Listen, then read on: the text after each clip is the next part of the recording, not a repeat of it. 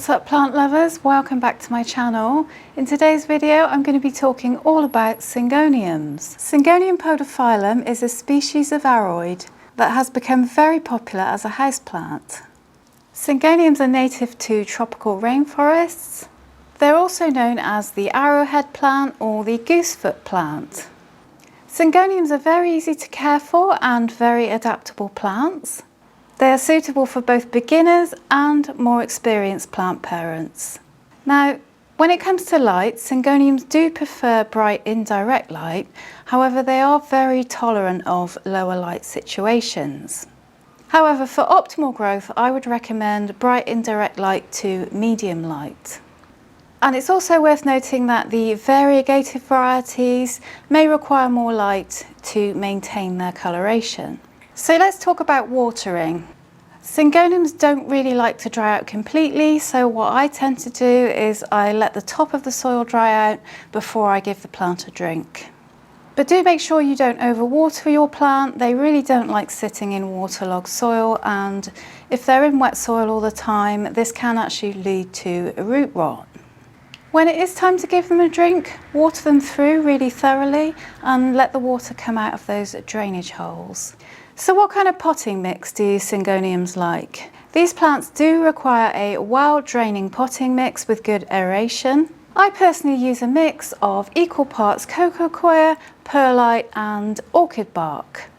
So next let's move on to temperature.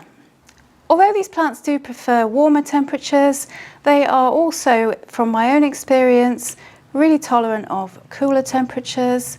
I've had some of my Syngoniums for a number of years now and they get through the winters just fine. I've never had a problem, so I think they're quite adaptable like that and I wouldn't worry too much. So leading on from that, let's talk about humidity.